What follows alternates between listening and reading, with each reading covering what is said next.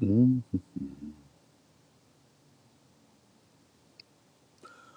Almost Shabbat Shalom. Let's see who is here.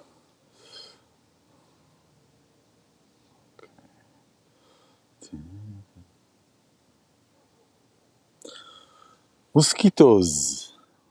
Mosquitoes. Mosquitoes before Shabbat is a good sign. Okay, let's see.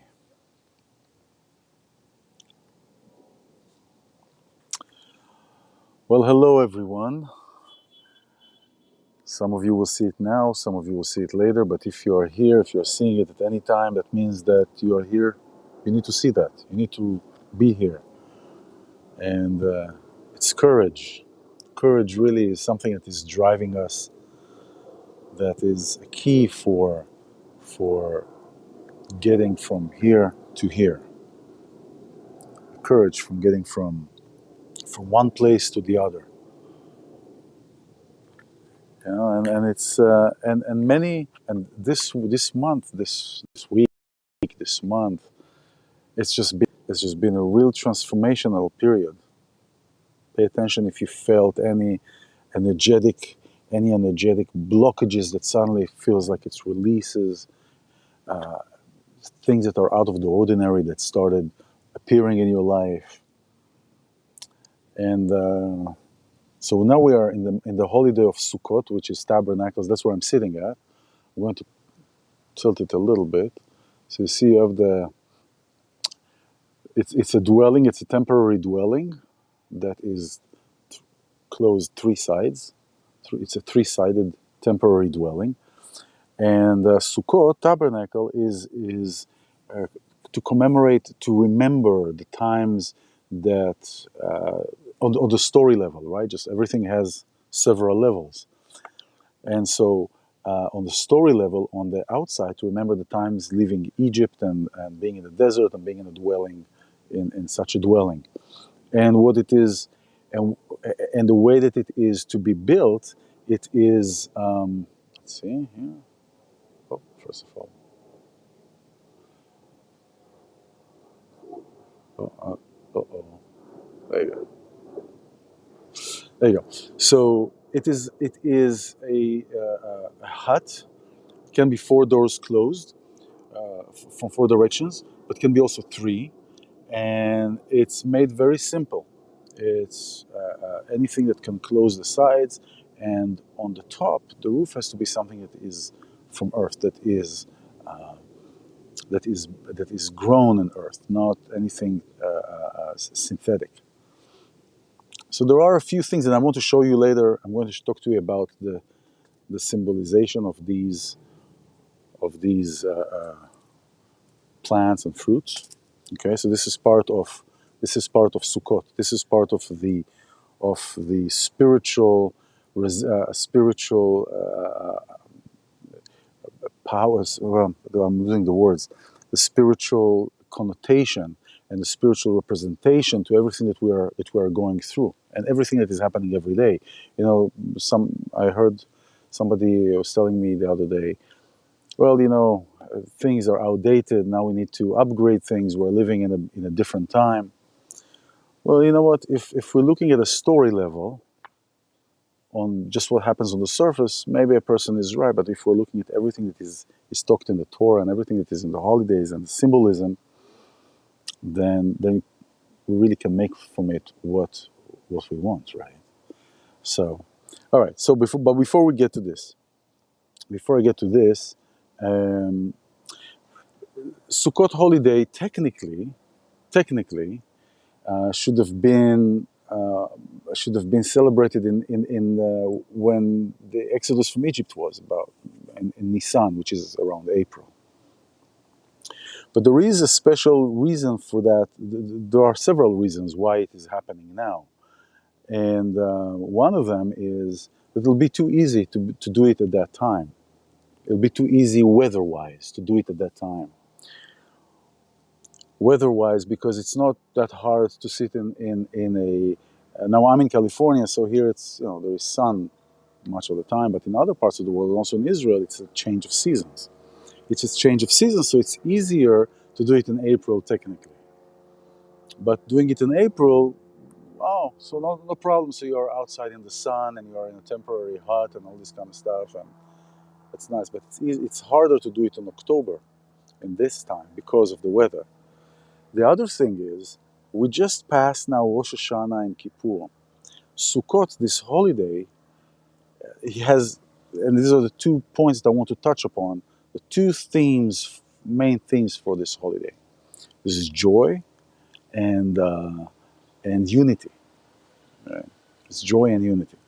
Now, after going after going through Rosh Hashanah and Yom Kippur, and after going through Rosh Hashanah and Yom Kippur, and going inside and looking at how we were this year, this holiday that actually commands, if we're looking from that aspect, commands us to be happy, and I'll talk about that, commands us to be happy, fits right exactly after the redemption, after the cleansing, after the cleansing meaning recognizing where we were, maybe a situation, maybe some kind of a behavioral pattern that, or something that we've done to somebody, or we recognize that we've done something that wasn't right by the other person. There was Yom Kippur, so we call to repent, or we call to talk about this, or to clear those energetic blockages.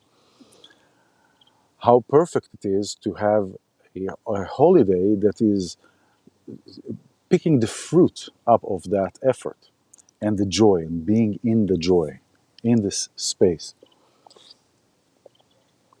So there is a great understanding for how can I command somebody to be happy? How can, God says, be happy, or however you look at that, God, universe, but it is about how can I make somebody be happy? I can ask somebody to go get something, or hey, can you do this for me? Can you do this for me? How can you ask somebody to be happy? It's a matter of the heart. So there are two things in that. The first thing about Sukkot, and this is why this is a temporary hut, everybody, everybody builds it. It doesn't matter if it is somebody who doesn't have enough finances or the means to build a sukkah, and some that are richer build also a sukkah. It's all the same thing. It's outside of the house. It's it's a sukkah. It's made out of very, very temporary materials that we're not using on on a regular basis. And this is the key, the temporary. And Chag HaSukkot, this holiday, is here to remind us that everything is temporary. Everything here is temporary. Everything in this plane, in this existence, is temporary. Now, when we practice this understanding that everything is temporary, the few things that can happen. First of all, it's lighter. It helps us be more in joy, and leads to another key of lowering expectations. And this is weighing on us many times. That we expect and we get disappointed. We have life experiences. And understanding that everything is temporary, everything happens. First of all, everything happens for a reason, and for the reason of good, and the good reason for the good of our own journey. But then to recognize that everything is temporary, and this is also a very important in relationships. When somebody is arguing with their partner for years about something that they will never change. So it's, where do we put our attention? Where do we put our focus? And many times we find ourselves, some can find themselves that are focusing so much on something that happened and getting all worked up about this and all agitated or not sleeping, or somebody lost money after working so many years for receiving this money, and it is hard. But when we understand that everything is temporary, nothing goes with us, nothing is really ascending with us, then things can become easier. Here's a question that if you're here, please share your thoughts. The characteristic or the character of a person or the humankind is the character of the humankind or of a person is to be happy and by default, and there has to be a certain reason to be sad, or is the characteristics or the character of a person or the characteristic of humankind is to be sad, and some things and we work hard, or some things can make us happy. So which is it? Are we happy and we need a reason to be sad, or by default, or are we by default sad and looking and fighting all the time to be in a happy place?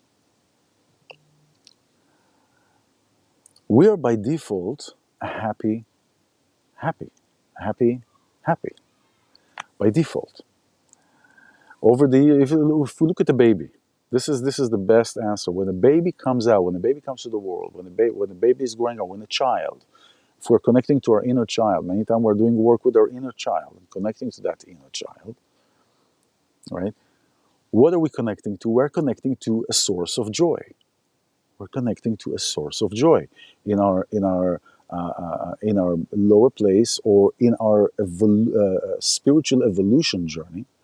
We're connecting to our inner child to remember. What are we remembering? We're remembering that joy place, that place that brought us joy, without any preconceived notions, without any filters that we accumulated over the years. We are looking for that purity, to this pure place, to this place with innocence, to this place that didn't have any of these filters, right? So by default, our condition, our predisposition is happiness. What happens over the year, but no, some people will respond differently. Some people will say that no, life's, uh, and then that happens, right? And some other, not many, but some other will say the opposite. Will say the opposite, that it is happy, and we're just causing ourselves pain. And this is true when you go through the spiritual evolution or the spiritual journey, when you are realizing slowly that things are predominantly external of yourself, external, are out of you. And those things and people and situations that are out of you many times are creating this, eliciting this reaction with us or within us, or we are affected by. For example, like when we were born to a certain family. Did we choose to be born? Yes, we chose to be born. Part of our journey, part of our spiritual ascensions. The mosquitoes are playing, and I have those candles here, but nicht gar nicht. They're still coming. The chances of anything coming from Mars are mosquito to one. They're still coming. They're actually hovering. We have these candles that's supposed to deter mosquitoes. The mosquitoes are actually partying around the rim of that candle. Maybe it's the wrong candle. Maybe it's attracting mosquitoes candle and not a repellent. Anyway, so so we are happy by default, but these experiences in life, these filters that are causing us, that are tempting us to be in that space, to put this filter, and this is hard, and this is hard, and this is hard, and we go through life experience, and it is hard. So automatically, by default, one may think that our initial condition is to be sad, and we're looking for happiness. So we are happy. We're looking, we're going through life experiencing, and how we are relating to what is happening is what is dictating how we're going to feel, how we're going to be. And so this is a different talk that I have about our relationship to what is happening. So this is something else. But so joy. Now there is another technique that I'm working that are on breathing And I talked a lot about breathing this week because breathing is really important. Breathing full breaths from our belly, not our chest, but from our belly. Lay down, put a book on your belly, see how the book is rising up. Focus on raising your belly, not your chest, your belly. Deep breaths like that, and that will clear so many things and will bring so much clarity into everyday activity, every single day. So, and eventually, it'll happen effortlessly without consciously working at it. So, there is a kabbalistic breathing meditation that is working on one of the synonyms of the word joy in Hebrew. In Hebrew, joy has 10 synonyms. One of them is chedva. Chedva comes from the word chad, sharp, meaning it describes oh my Google, man, describes the beginning, the initial impact with an experience. Think about the first time you're experiencing something that you didn't experience until that moment. It is that initial shock, initial contact. Another example I like to give, when you go up a roller coaster, when you drive a roller coaster, you take the first cart, you go up the first incline, where the cart is tied by the chains to drop you, to take you to the highest incline. Just before you drop, your tuchus, your butt is lifted out of the chair for like just before you drop down. That is the beginning of the experience, and you have this kind of skipping a beat, right? That is chedva. That is sharp. That is the sharp entry to the experience. And there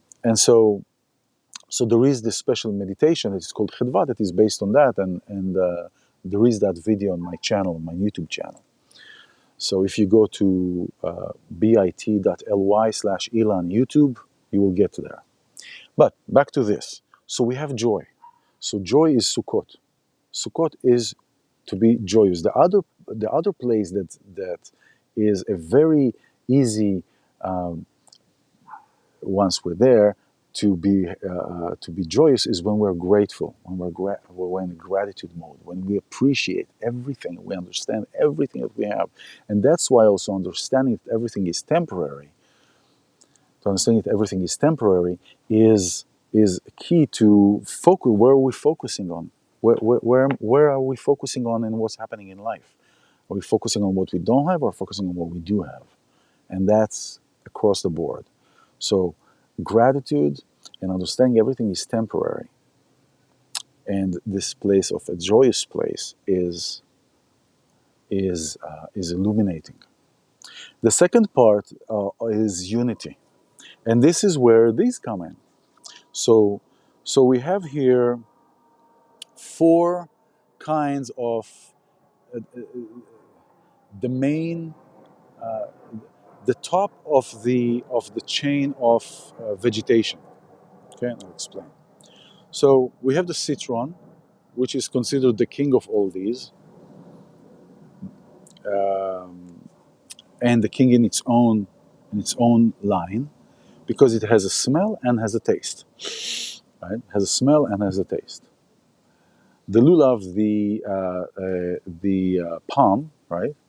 So that's the heart of it, right? Has the taste but doesn't have the smell. The what was this?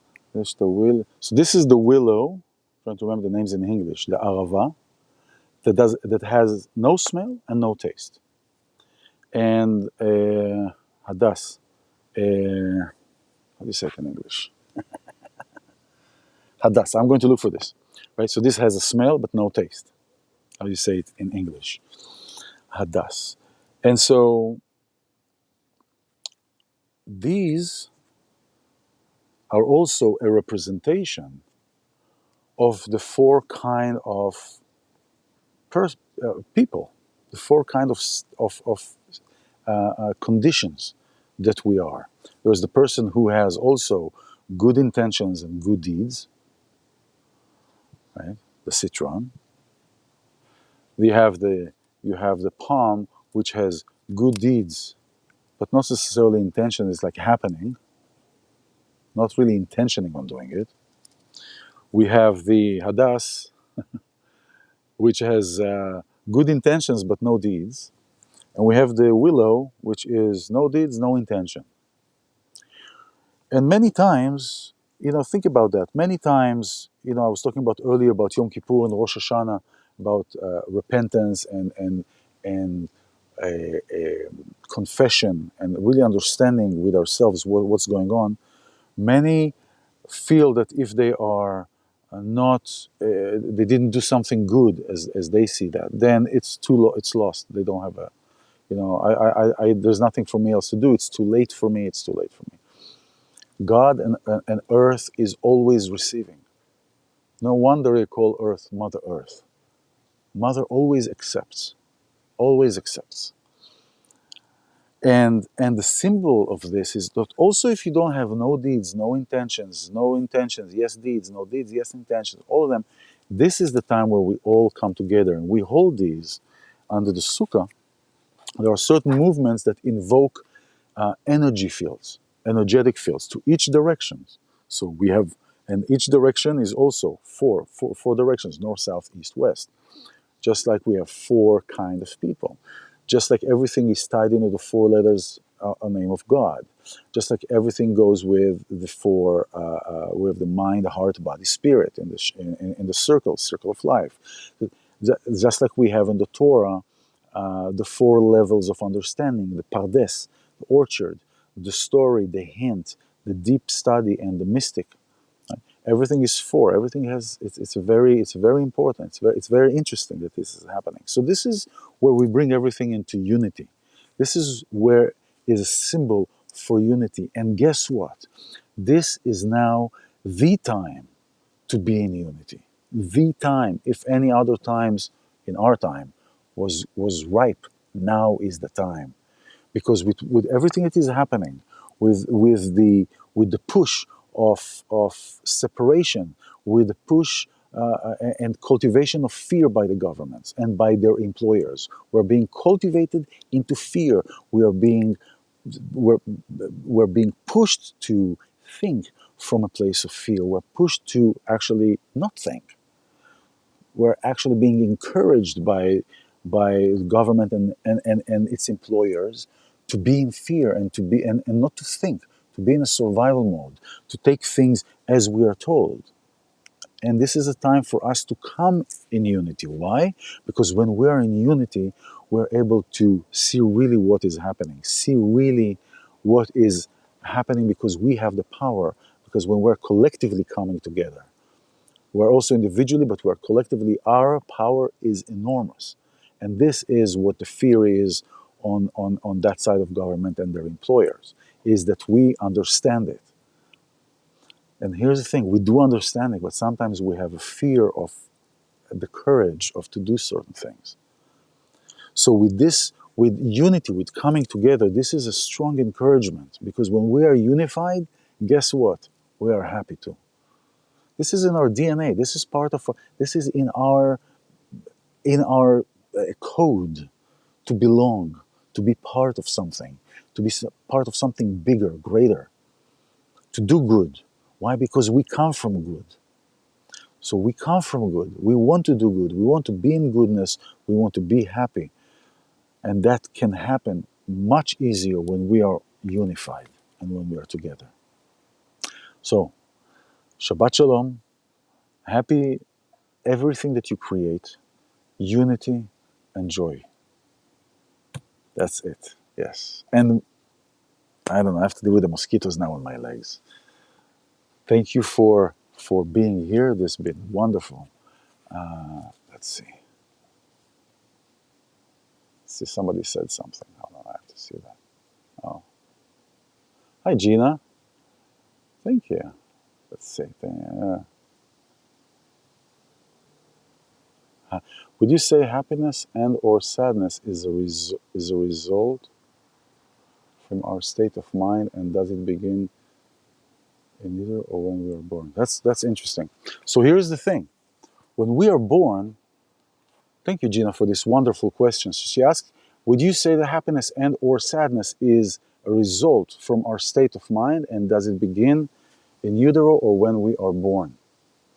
So when we are in utero, actually, we are here, but we are not here.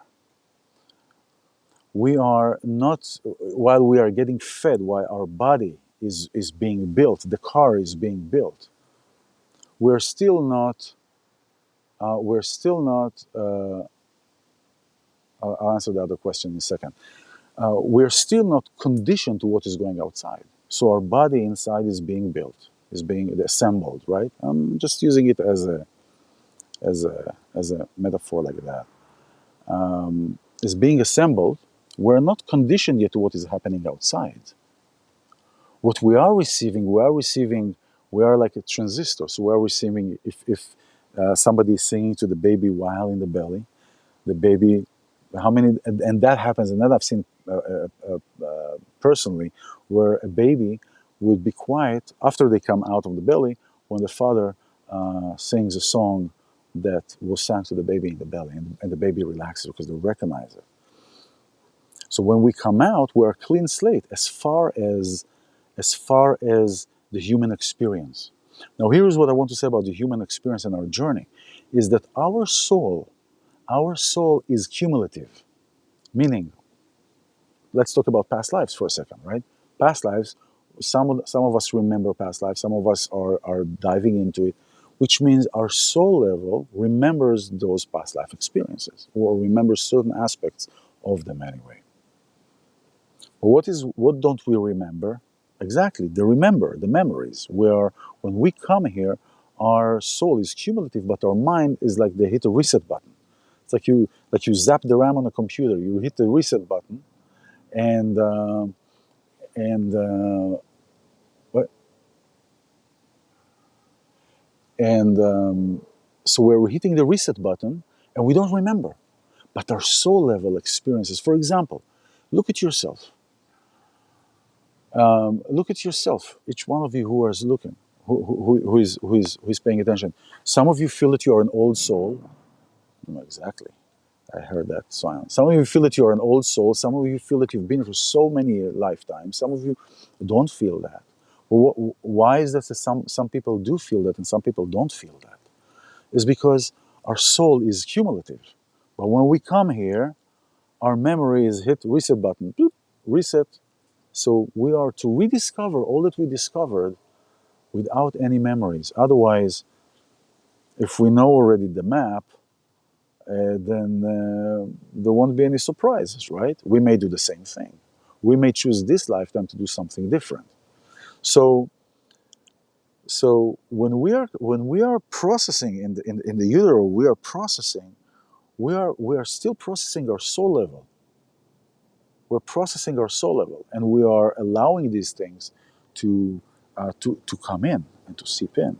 Now, when we come out of this human experience to the body, we're a clean slate because we didn't experience any trauma, we didn't experience any expectation, we didn't experience any sadness, any human joy and happiness. We haven't experienced it yet, so we are a clean slate. So as far as being happy and or being sad, I don't believe it has to do anything with the utero part because it's not functional there. It's it's just not. This happy and sad is happening here in this conflicting state that we are in all the time, in the state of humanity that we are experiencing all the time. Are we happy? Are you sad? Do you and what happens? What happens? Many times we're not when somebody is not happy, a soul level is not happy. It's not, you see people that have everything in life but are still miserable. Why? Because when their soul is telling them I'm hungry, we automatically are, remember I was talking about external things, allowing external things to make us happy, external things to make us make a choice for us, right? So many times when we are lacking of something, we're looking for external sources to fulfill our joy, to fulfill our bang. And so if the soul level, the soul deprived of something, we give her $100. This is the sages are saying. רצה 100, רוצה 200. Once he got 100, now he wants 200. Once he got 200, now he wants 400. Oh, hello, Peggy.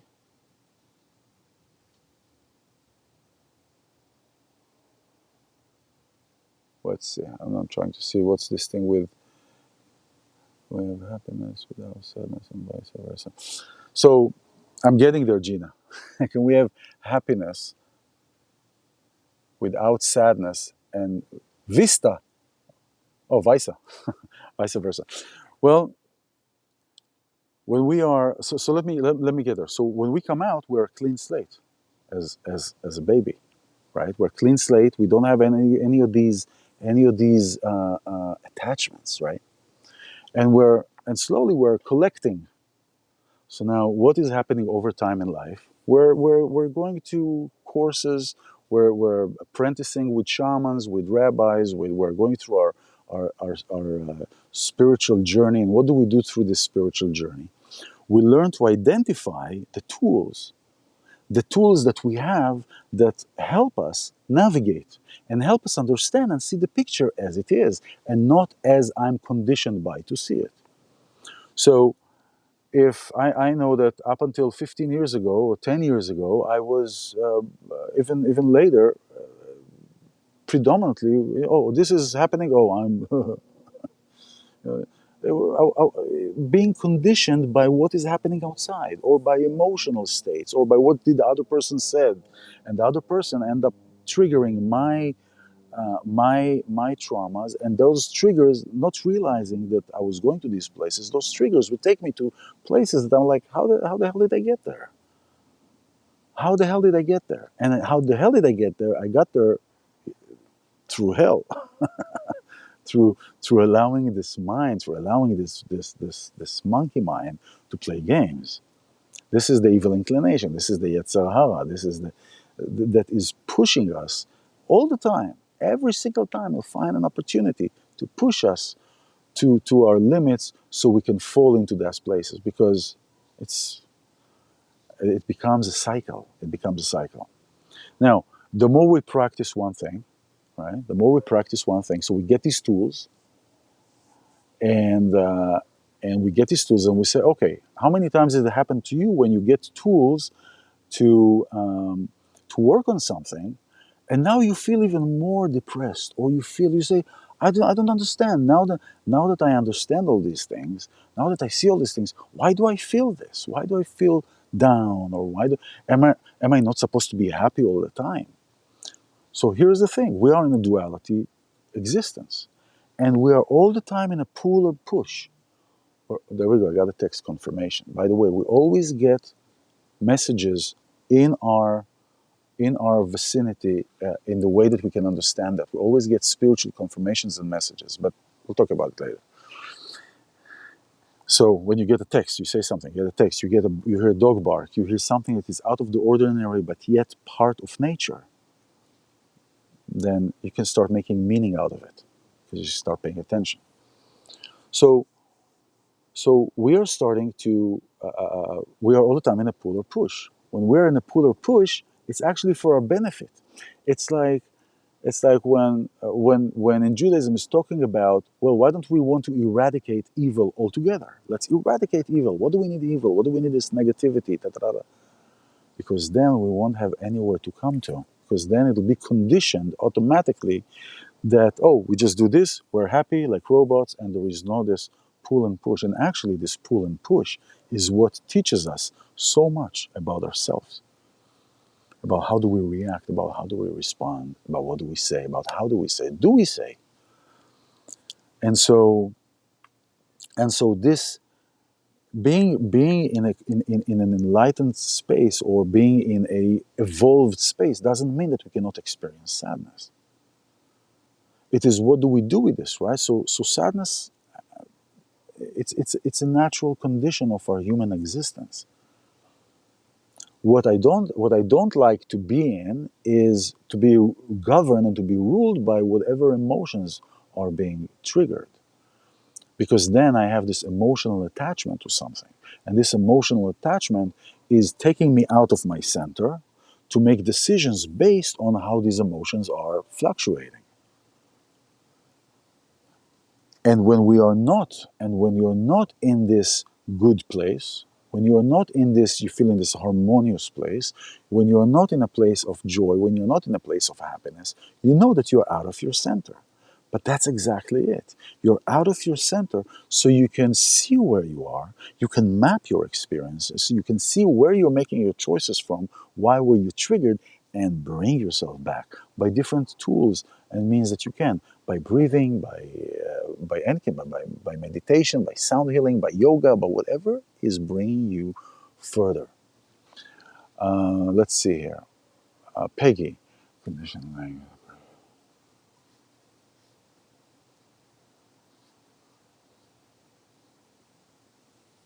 So you're absolutely right, Peggy. So remember, I don't know if you were here. I don't know if it shows or it doesn't show. Yeah, okay. So you guys see the notes that Peggy is writing also. Um, so remember in the beginning, I was mentioning that what can lead us, what can help us be in a happy place, right? Because it's all here. Everything is here. Everything is here. This leads, we can feel, but also the other way around. Whatever the body is feeling, the mind will pick up on that, and then it'll feed it back, and then it'll feed it back, and then it'll feed it back. Now in this place, we know also, and I'm strongly all the time saying that, always pay attention to your body. Like when you're encountering a new situation, what is your body saying? What is your body telling you right away? Because your body is your guide. Your mind is your pride. Here is this. So body automatically responds to something. When you go into a place and you feel negative energy in a place, what would you do? You feel that. Do you always allow that to come and to guide you, or you're pushing it down? When somebody comes to me and tell me, you know what, I have a tough decision. Do I make a decision here or here or here or here about this sort of thing? Um, so what does your body tell you? What did your body tell you at first? What was the first reaction? Because anything after that is the processing of the mind. So it is always a decision. It is always a decision to see where we are, gratitude, being grateful and being in gratitude, recognizing that everything here is temporary, that everything here is temporary, and that will automatically help you focus your energy on things that do matter rather than, oh, honey, why did you leave the cup of coffee on the table? I tell you this for 15 years. Why do you have to leave your coffee? Right? Expectations, right? You expect somebody to pick up your cup of coffee. For 15 years, you nag your husband, pick up your cup of coffee. And he tells you something else. And you both have some things that are for years. But what is that? That's the expectation, right? You're expecting. There is a story about one of the rabbis that was, I think, like 100 years ago. Iya, Rabbi Iya, and his wife was taking care of the children, and but she wasn't really nice to him, to her husband. She wasn't really nice to her husband. She had something against him. Yeah. And she wasn't really nice. And he would cook by himself. She wouldn't cook to him, and his students would tell him, Rabbi, why aren't you not divorcing? I mean, many women would like to be with you. You're such a great. I said, I have a great wife. I he learned. He said, I expect two things of my wife: to take good care of our children, which is the most important thing to me, and because he was religious, she releases me from worrying about other women. That was his answer. So what happened here? He reduced his expectations. And this is one thing to check. Where do we expect certain things? Now, this is a story that happened 100 years ago. Nevertheless, it is relevant today, as it like the sun is in the middle of the night. It's relevant because when we have expectations, we're bound to be disappointed, especially when we have expectations from somebody else. So it is a decision. It is a decision, first of all. It is not a feeling, because if you are going by the feeling first, let me first feel. You know, how many times do you procrastinate and you tell yourself, you know what, first of all, once I feel good, then I will, then I will go and do that. But the opposite is helpful. Do something that will get your body to emotion of certain, to be in emotion so you can feel good. So it is all about a decision. So if you are procrastinating, get up and do something. Doesn't matter what it is, just get up and do something. Okay? So it is a decision. It will start first. It will start first on how we are looking at things. And this is part of a workshop that I'm talking about, our relationship to everything that happens around us, our relationship to reality, our relationship to truth. You know, truth doesn't have emotions, if you think about that. Truth doesn't have emotions. The only emotions that are associated with truth are those that we attach to, and those that we have relationship with. So there is a certain situation that is happening, and I have a reaction to what is happening. What is happening is happening. It is my relationship to that experience that is going to dictate how this experience is going to be experienced. How I'm going to experience this based on my relationship and how I'm looking at that. So, yes, I do believe that happiness is a decision, and it is a decision that drags a feeling. Now, if you're that kind of person that you need to feel, and you say, I need to feel, I need to feel, I need to feel first, I need to feel first. Okay, then do something. Do something that you know is contributing to your joy and happiness. Not because of the something itself, not because, oh, um, I'm going to drink something that's going to make me happy, but because you're getting yourself moving. You're getting yourself moving. You're getting yourself to do something that breaks the chain. It's about breaking the chain of that procrastination that eventually will lead to self-doubt